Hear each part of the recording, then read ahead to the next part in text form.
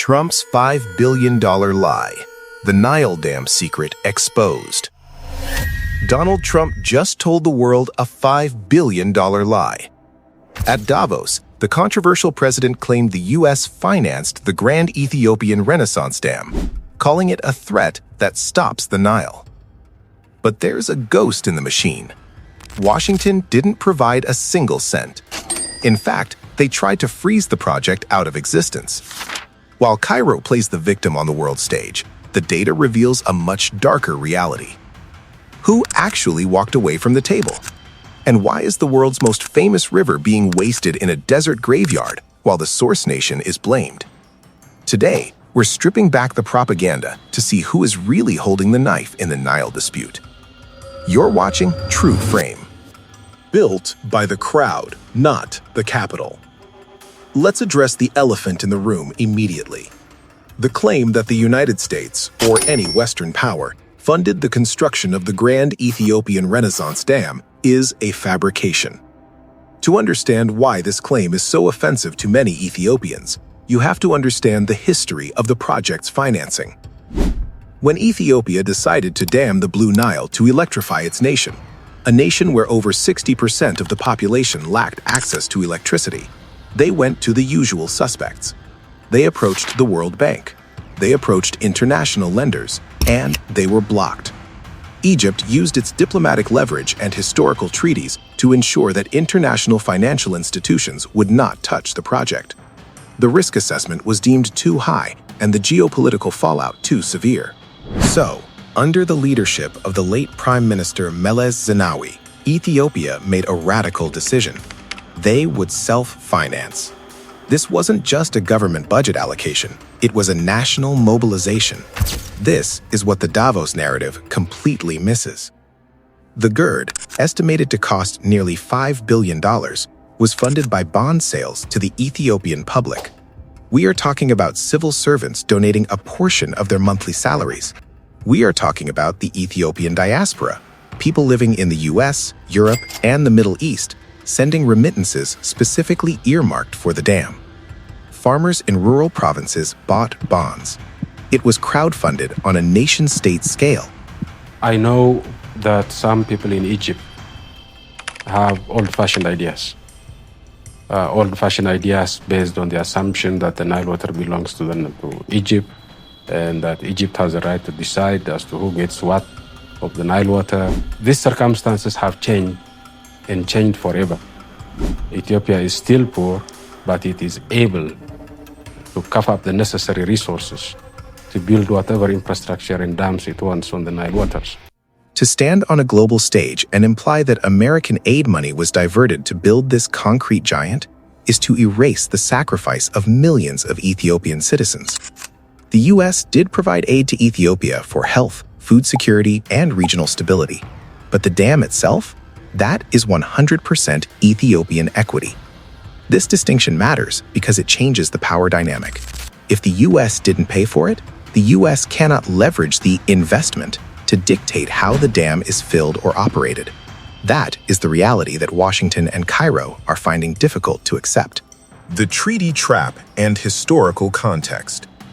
Now, why is there an assumption that Ethiopia needs permission? This brings us to the Nile water war framing we see in the media.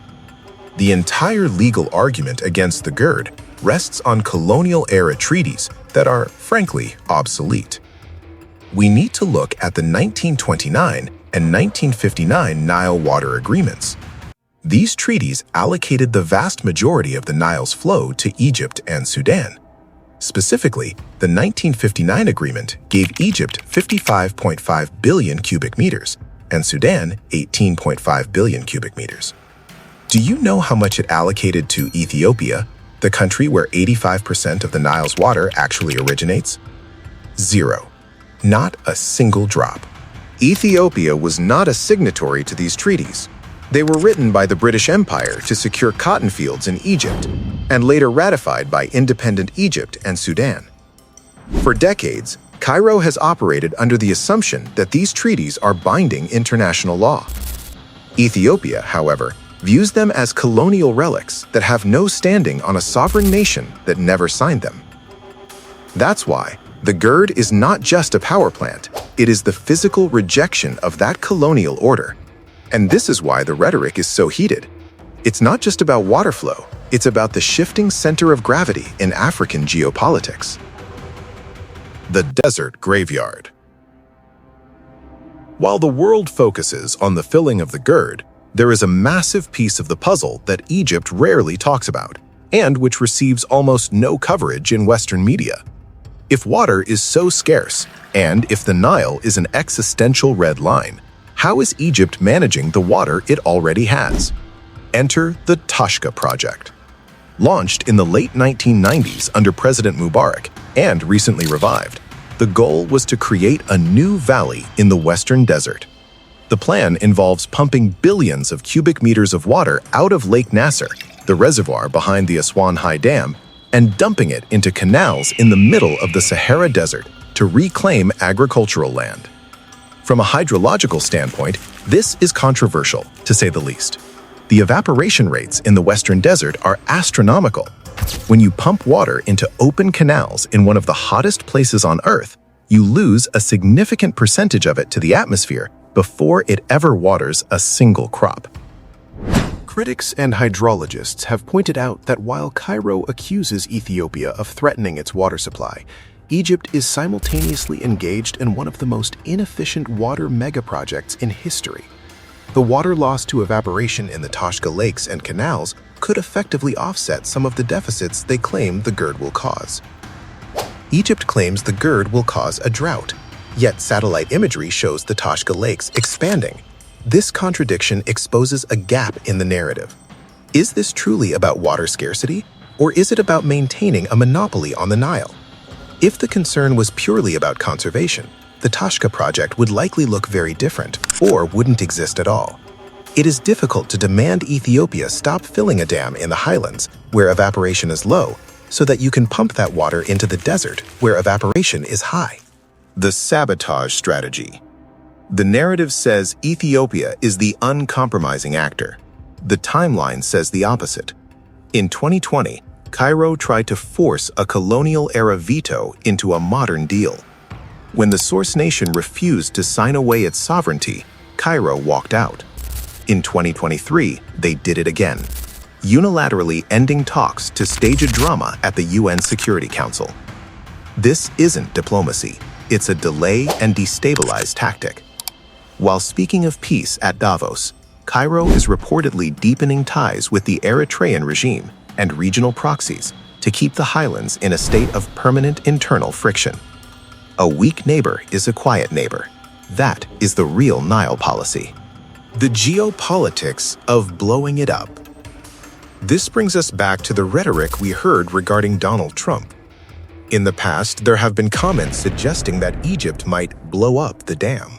It's a very dangerous situation because Egypt is not going to be able to live that way. And they'll end up blowing up the dam. And I said it, and I say it loud and clear. They'll blow up that dam. This is dangerous talk.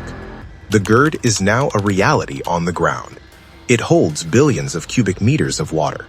A kinetic strike on the dam would not only be a war crime, but would cause catastrophic flooding in Sudan. It is a non-starter militarily. The comments made at Davos regarding funding are an attempt to delegitimize the project diplomatically because it cannot be destroyed militarily. It is an attempt to rewrite history to suggest that Ethiopia owes its progress to foreign powers, and therefore owes those powers obedience. But as we've proven, the receipts tell a different story. The Grand Ethiopian Renaissance Dam is a complex issue involving hydrology, economics, and history. But facts matter. The dam was built by Ethiopian sacrifice, not American charity. The water crisis is exacerbated by inefficiencies like the Toshka project, not just the filling of the reservoir in Ethiopia. As we move toward 2026 and beyond, the Nile River dispute will remain a central flashpoint in African geopolitics. We need to watch what the actors do, not just what they say at summits in Switzerland. If you found this analysis valuable, make sure to hit that like button. It helps the algorithm get this truth out to more people. And we'd like to hear from you in the comments. Do you think the colonial treaties of 1959 should still apply today? Or is it time for a new Nile agreement? Let us know your thoughts below. Thanks for watching True Frame, and see you in the next one.